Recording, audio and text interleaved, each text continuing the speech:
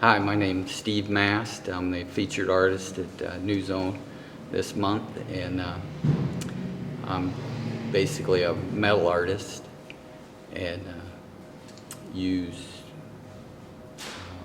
recycled and found objects to create my pieces. The theme of my show this month was Scavenged, because that's what I do. I go scavenge pieces. I go to estate sales, garage sales, scrap yards, really anywhere. I have neighbors that drop by my house with odds and ends that they don't want, and I take those pieces and try to create something out of them. Just the going out and looking for the pieces is, I don't know, I get a joy out of that, and it's just something that, I don't know, it keeps me away from TV for one thing. So I remember like the first time out, and I saw a shovel, and it was a big shovel like this, and the rib here, the center rib, reminded me of a tree trunk. So I thought that would just be perfect for a tree. I use a handheld plasma torch that I just freehand all this out, and so I used, and I still do, a lot of shovels.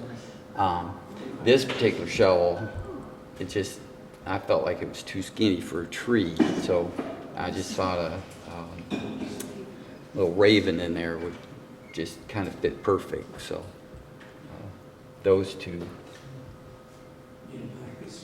how those two came about. So I was over in Italy a couple years ago and saw a sculpture that an artist had done using body pieces, and they were similar to these but not exact, and I really liked them, and so I had this piece here.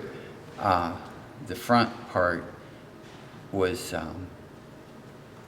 I had a lot of scrapped copper pipe out of I had taken out of my cabin during COVID. It gave me a place to go to get away from things, and so I had all this copper, and I just flattened it out, split it and flattened it out, and then reshaped it into this form.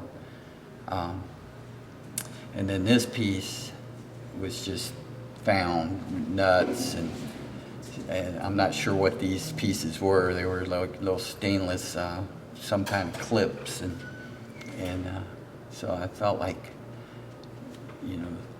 I'd try it using this heavier steel, and I don't know, it's just kind of unique to do and fun. So this piece I call the Grove. It's my interpretation of aspen trees.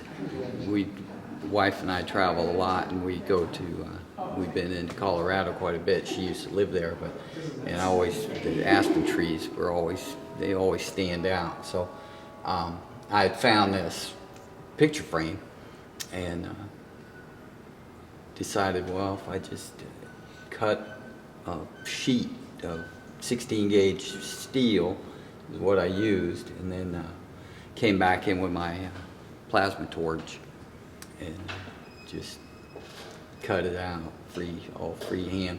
Then I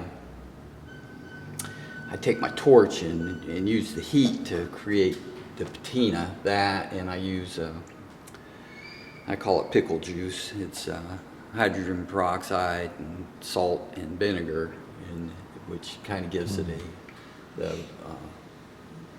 bronzy look. And then there's a product called root kill that they use for septic systems, and it must be, I think it's got a copper sulfate or something in there, because it gives it more of a little copper color to it. And so I'm always experimenting with different kind of patinas and stuff to give it so it doesn't have that shiny silvery look. This piece I called Old Joe. He's I carved him out of a ponderosa pine. I used to go towards Sisters and find these pieces. They've had so many fires over there in the years past that you know, things get burned up. But this starts out as a you know, basically a ponderosa tree. It lives for 500-600 years. It dies, and it lays on the ground for another probably 100 years before it's rotten enough to where these can come out of the tree itself. It's like this part here is the knot inside the tree, and this is the branch. And so I find them and then carve them out. And I don't know. So I feel like he's probably a good 800 years old, you know.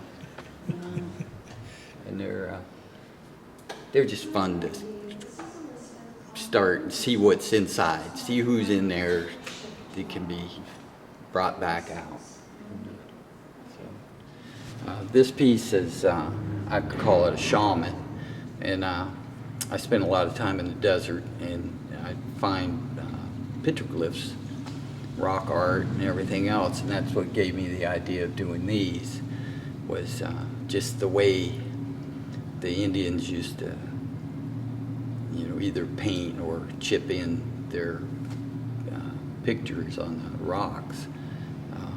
They were always, to me, very unique, and so that's kind of where he became, just from what I see out there in the nature. We're having the month here, the month of February, as I'm down here all month, and we'd enjoy you to come down and check out all the art, because there's probably 60 different artists down here now in this collective, and it's one of the best places in town, so please come down.